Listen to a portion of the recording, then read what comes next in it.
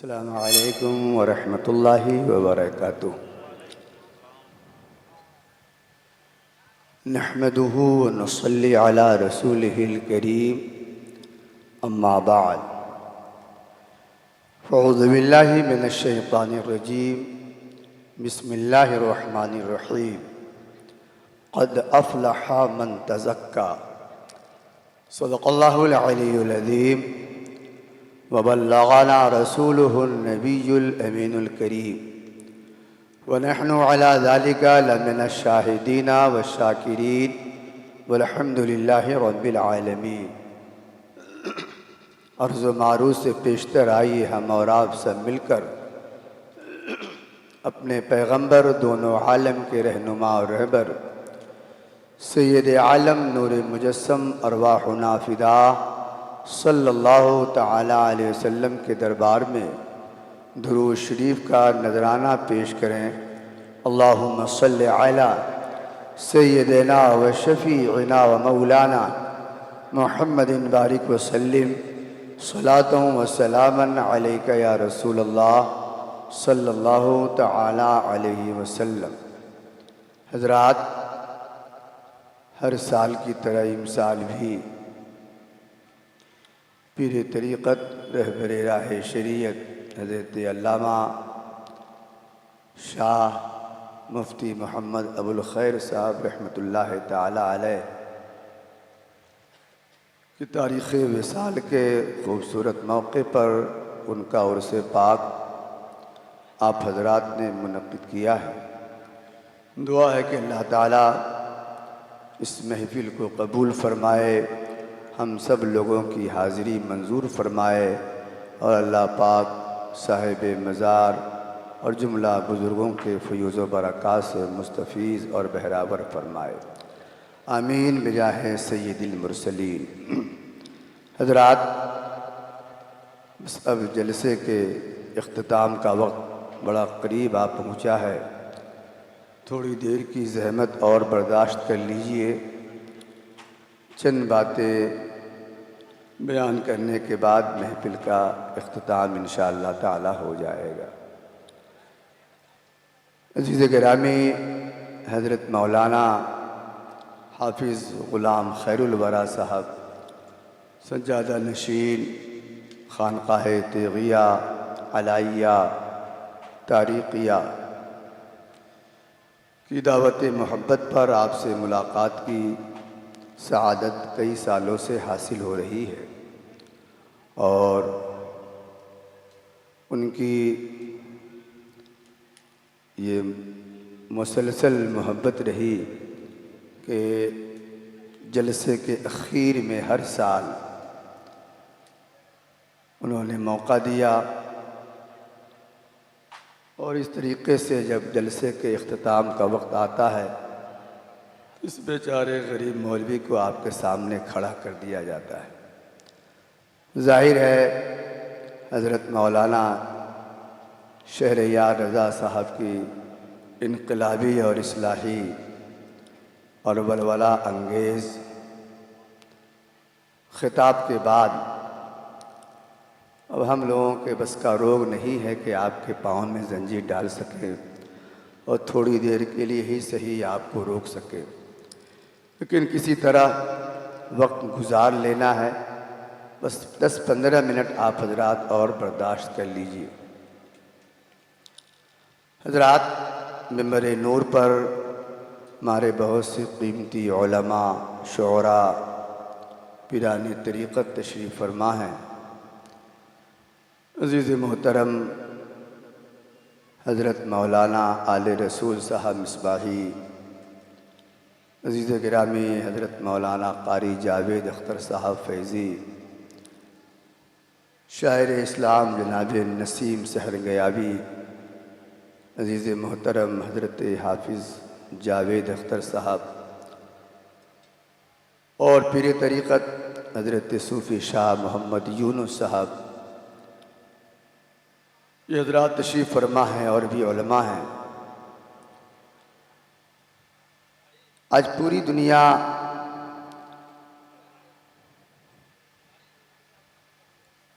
कि ये तलब है और ये चाहत है कि जलसों में इस्लाही खिताब होना चाहिए।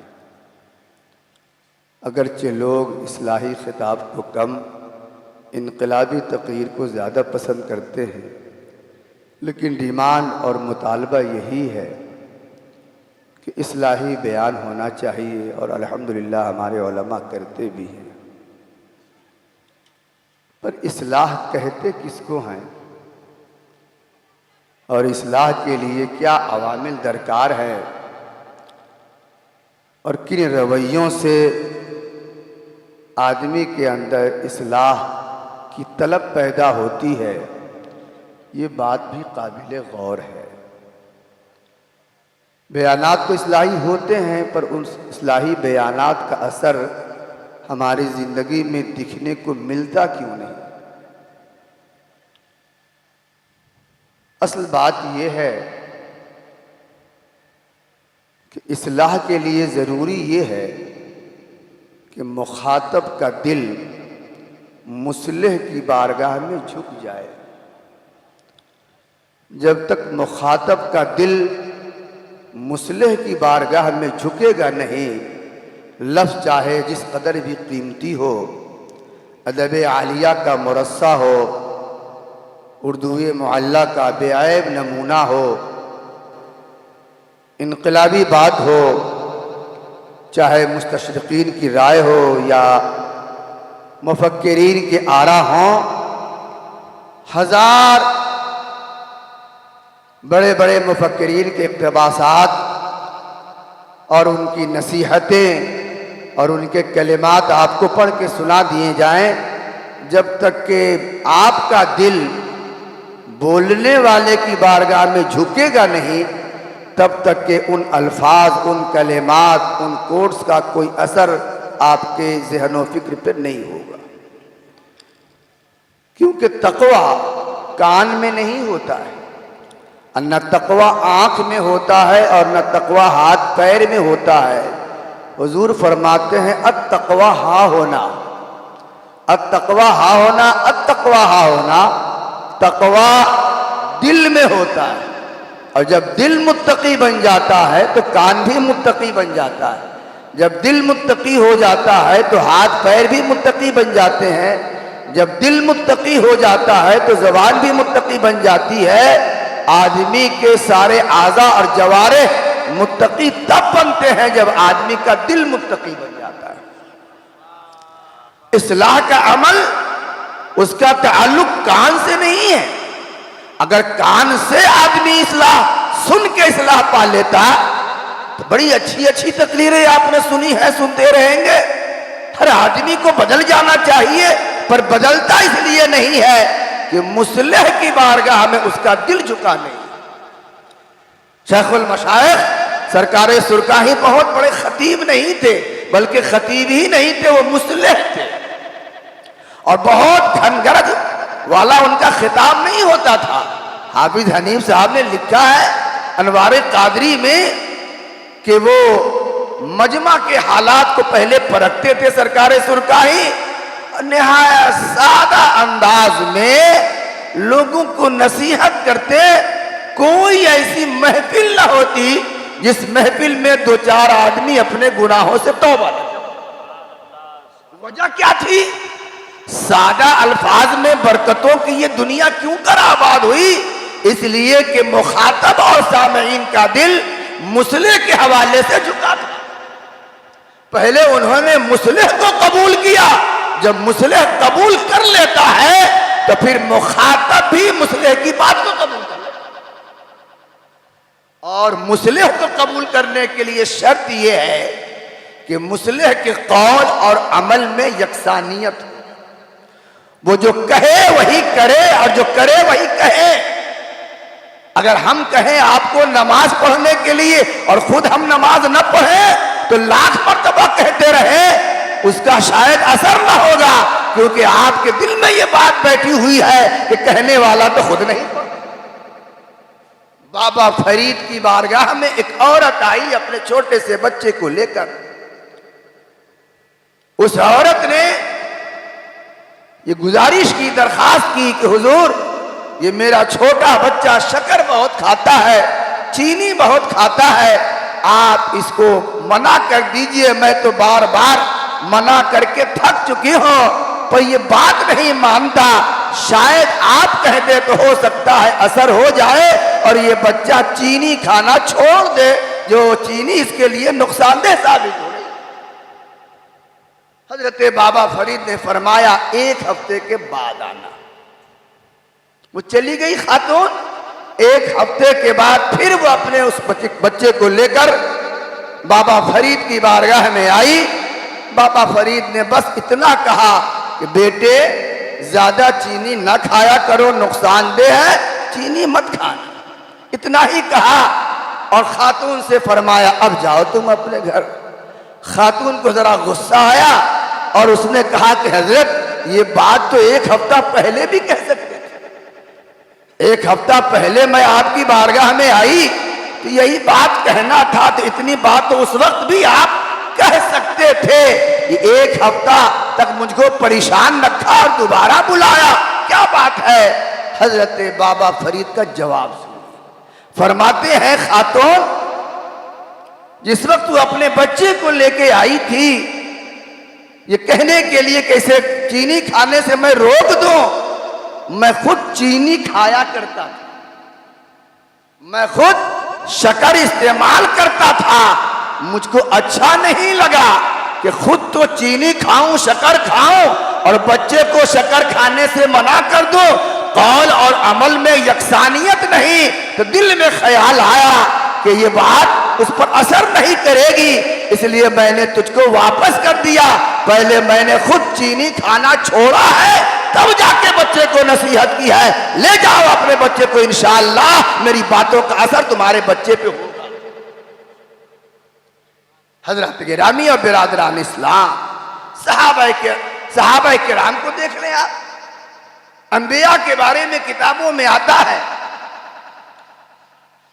कि सहाबा किराम, हुजूर के बारे में कि सहाबा किराम जो अरब और मक्का शरीफ के लोग थे, कितने दौरे जाहिलियत के वो कितने कैसे लोग थे, उजट किस्म के लोग थे, खाना बदोश थे, बात बात पे लड़ने वाले लोग थे। आखिर उनको अल्लाह के रसूल सल्लल्लाहु ताला अलैहि वसल्लम ने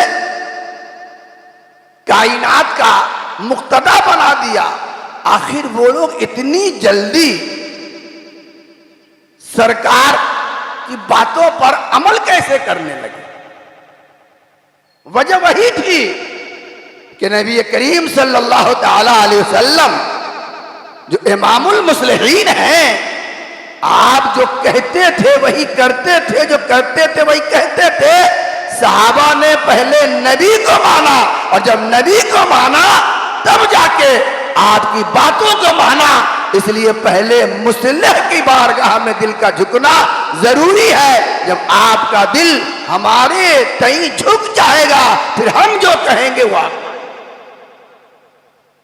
इसीलिए हदीस शरीफ में फरमाया गया कि इन्ना फी जसदिल इंसान लमुज़ग़ा इन सलहत सलहल जसद कुल्लु व इन फसदत फसदल जसद कुल्लु। इंसान के बदन में गोश्त का एक लथड़ा होता है, अगर वो बिगड़ जाए तो पूरा बदन बिगड़ जाए, वो सुधर जाए तो पूरा बदन सुधर जाए।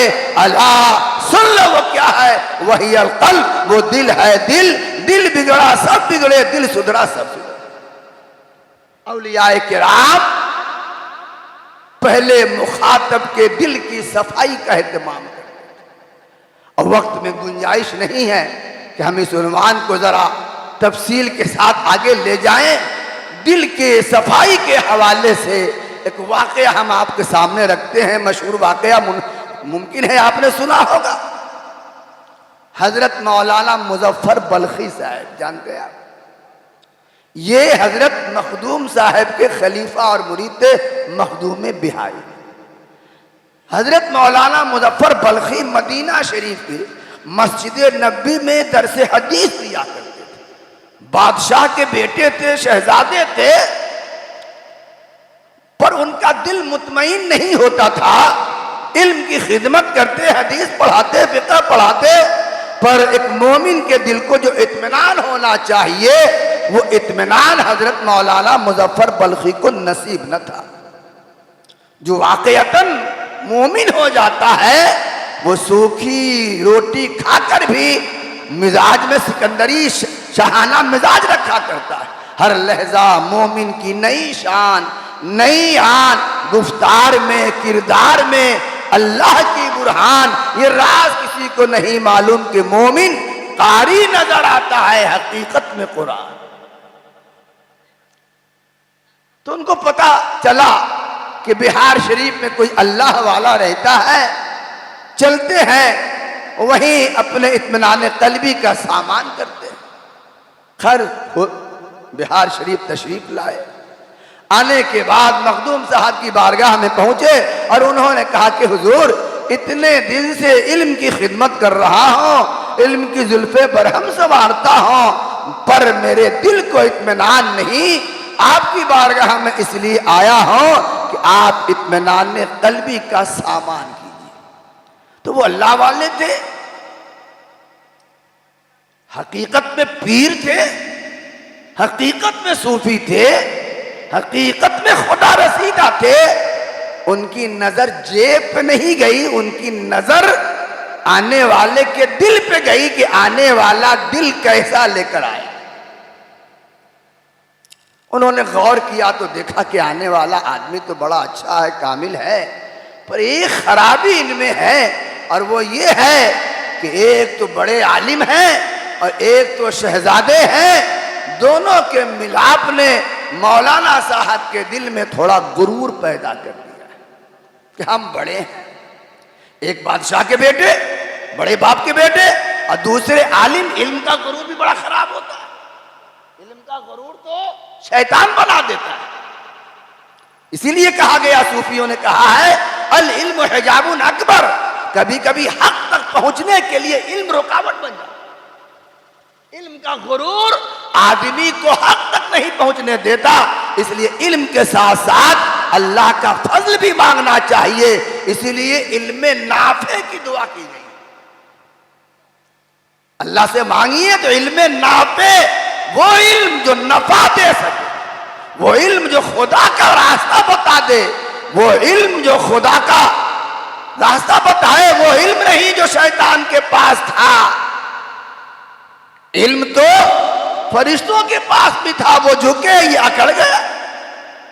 तो हजरत ने बड़ा खूबसूरत इलाज फरमाया। देखा कि थोड़ा सा यही मामला है, अगर इसका इलाज हो जाता है तो मौलाना मुजफ्फर तो सीमुर्ग है, जमीन पे बैठ के आसमान का पता बताएगा। अच्छा, आप ऐसा कीजिए कि झाड़ू उठाइए और खानकाह में झाड़ू लगाइए।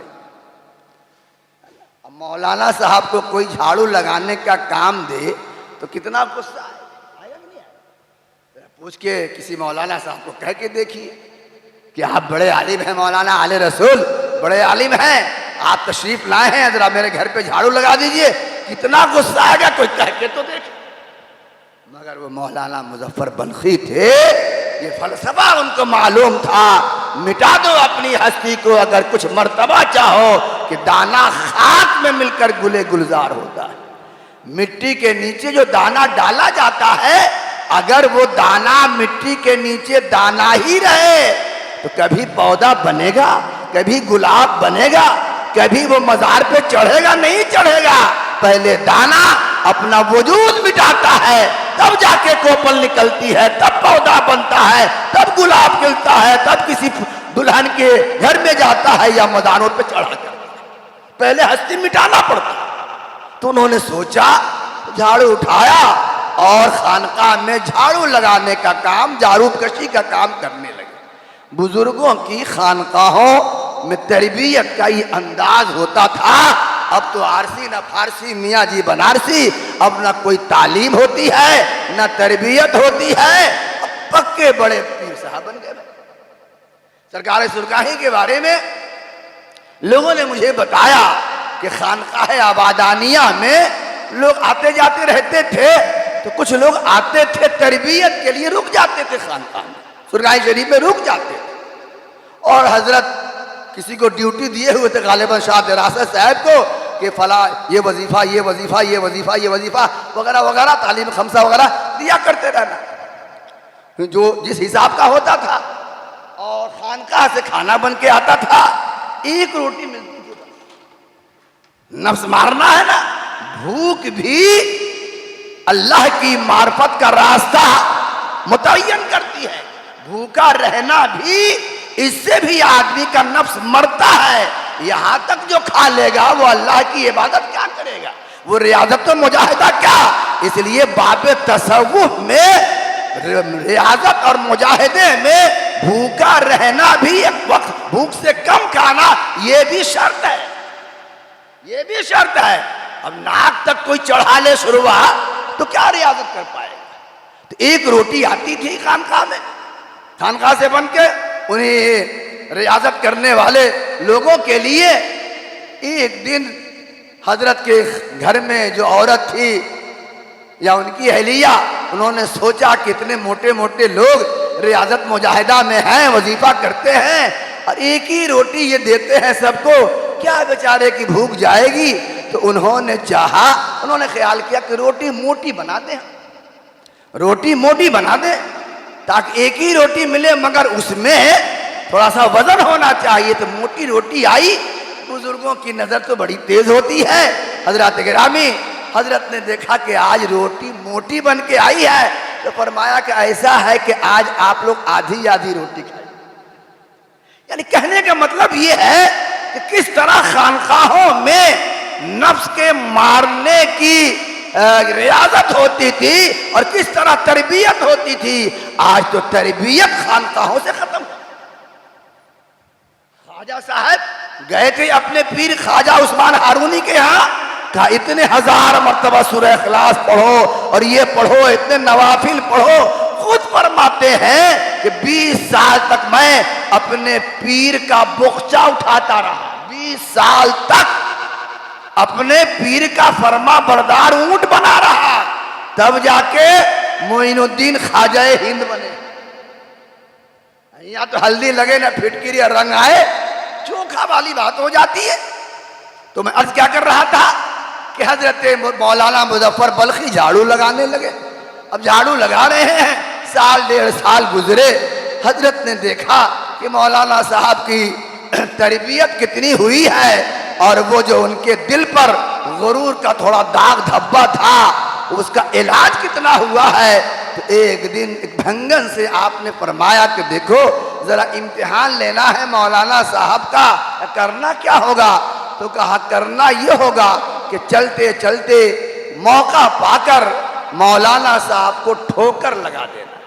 क्या लगाना? ठोकर, यानी गुस्सा दिलाना है ताकि देखा जाए कि सब्र तहम्मुल बर्दाश्त की कितनी सलाहियत पैदा हुई है, कितना है और कितना गया है, बीमारी कितनी है और कितनी गई है, वो देखा जाए।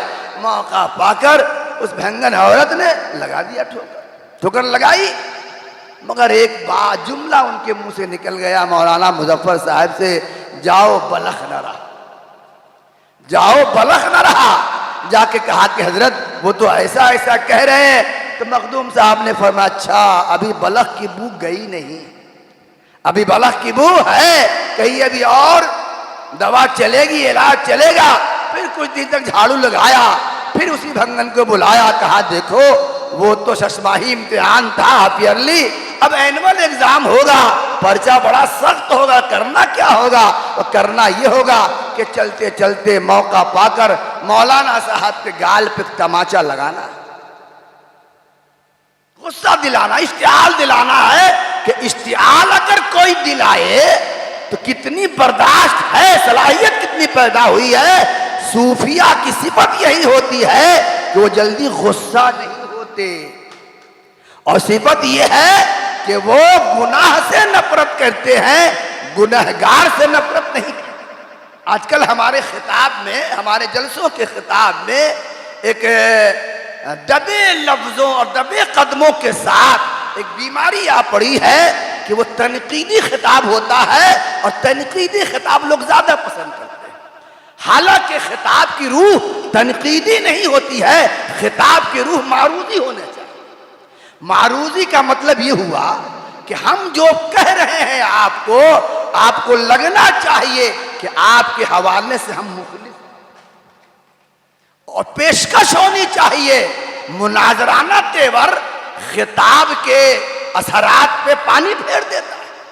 एक साहब और हैं, एक साहब हैं जो हर चीज में तनकीदी, मजार ऐसे है तो चादर वैसे है तो फलाना ऐसे है तो जहन्नम में जाओगे तो फलाना जाओगे, ये खिताब का अंदाज नहीं है। रसूलुल्लाह की सीरत पढ़िए आप, गलती होती थी किसी सहाबी से तो इस्लाह कैसे फरमाते थे आप, जरा हदीसों का गाना लिए तो समझ में आएगा।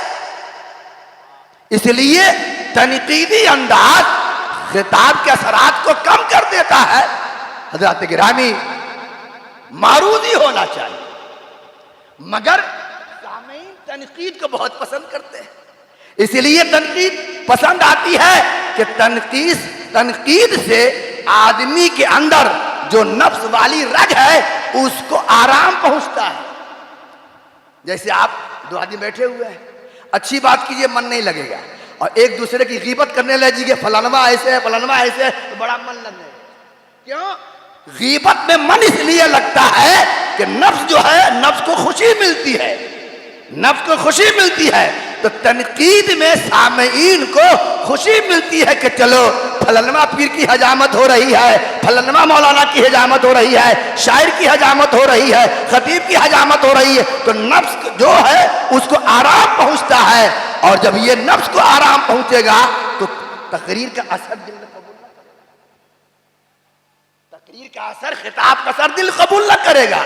इसलिए खिताब की रूह तनकीदी नहीं, खिताब की रूह मारूदी है, यानी खिताब मारूदी अंदाज में होना चाहिए।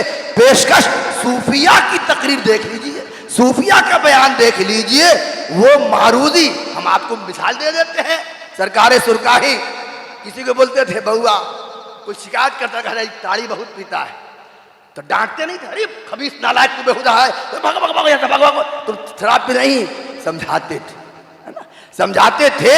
और इस तरह समझाते थे कि उसी बैठक और उसी बारगाह में तौबा कर लेना। होता था कि नहीं होता? एक वाकया हम जानते हैं नाम के साथ, मगर नाम हम नहीं बताएंगे। एक साहब दिन भर उसी ताड़ी में डूबे रहते थे। हजरत उस गांव में तशरीफ लाए और एक साहब से कहा कि हो फलाने बाबू को हम नहीं देख रहे, फलाने साहब को नहीं देख रहे। कि हजरत क्या उसका नाम लेते हो, दिन भर गरक रहता है, ताड़ी में डूबा रहता है। अच्छा अच्छा, उनको बुला के लाइए, उनको बुला के लाइए। कहा कि हजरत वो पिए हुआ है। खैर लोग गए, कहने के वजह हजरत तुमको याद कर रहे हैं। तो बेचारा नहाया हुआ, कपड़ा पहना और आया। कहा कि हो फलानमा भाई साहब, अब तो बूढ़ा हो गया, अब कहिया तक पिए रहो।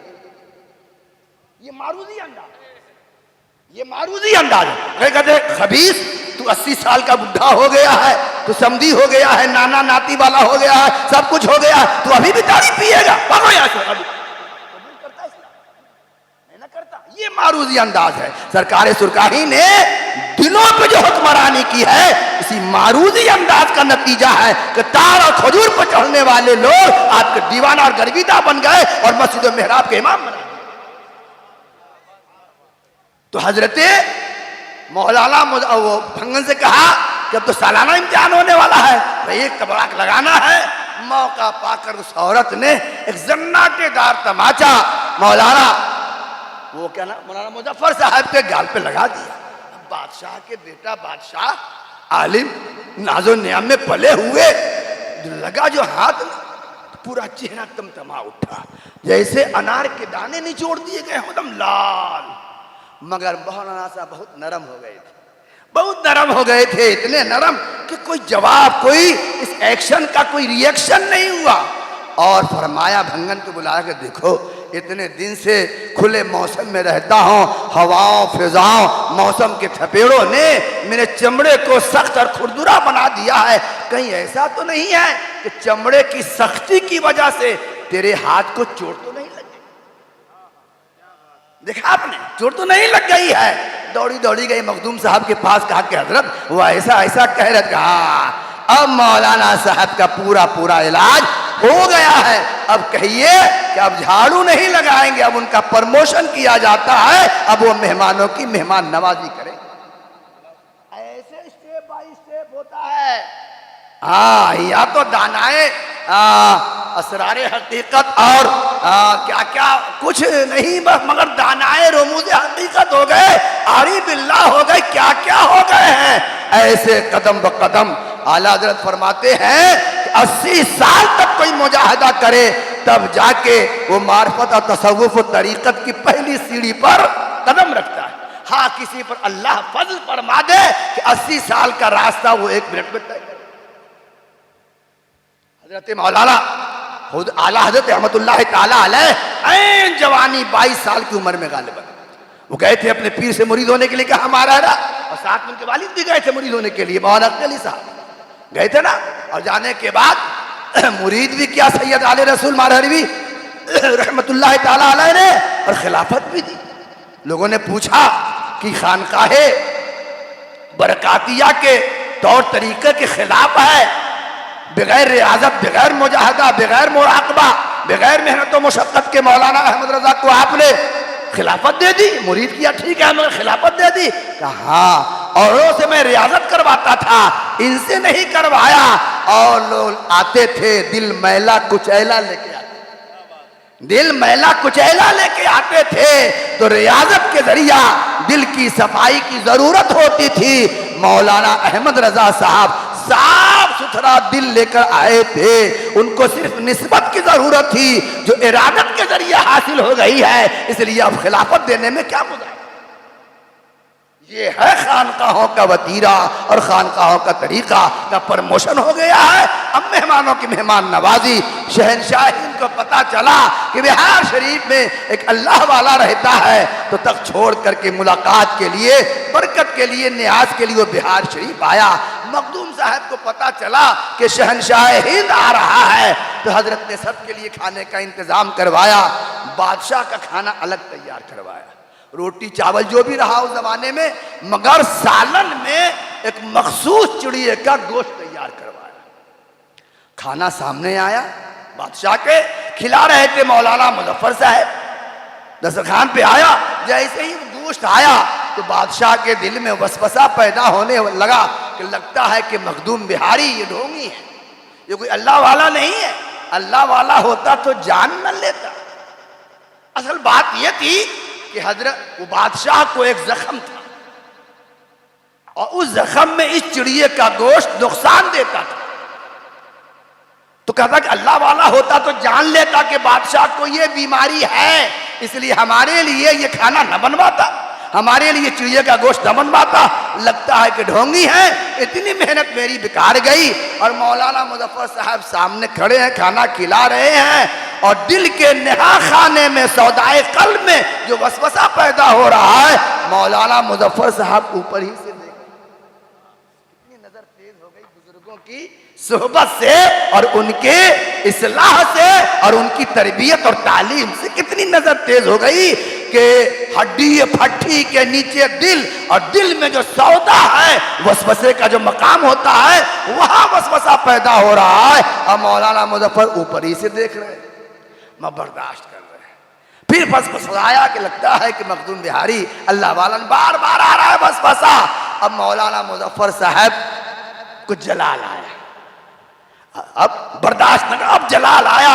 वो हड्डियां रखी हुई थी दस्तरखान पर, उन हड्डियों से फरमाया चिड़ियों से, अरे चिड़ियों बड़ी आराम से पड़ी हो यहाँ पर, ये बादशाह शक्की है, हमारे शेख की विलायत में शक करता है और तुम इत्मीनान से बादशाह के दस्तरखान पे बैठी पड़ी हो। सादा जुमला था और सादे जुमले की करामत ये हुई कि हड्डियों में फड़फड़ाहट आने लगी, हड्डियों में फड़फड़ाहट आने लगी, हड्डियां एक दूसरे से मिली और चिड़ियों का ढांचा तैयार, चिड़िया तैयार और फड़ फड़ फड़ फड़ उड़ने लगी। जब ऊपर आसमान की तरफ उड़ने लगी, जब बादशाह ने ये मंजर देखा तो बड़ा शर्मिंदा हुआ, दौड़ा दौड़ा मखदूम साहब की बारगाह में आया, कहा हुजूर माफ कीजिए, मान गया मान गया। जब खादिम का ये आलम है तो मखदूम का आलम क्या होगा, जब गुलाम की ये शान है तो फिर आका की शान।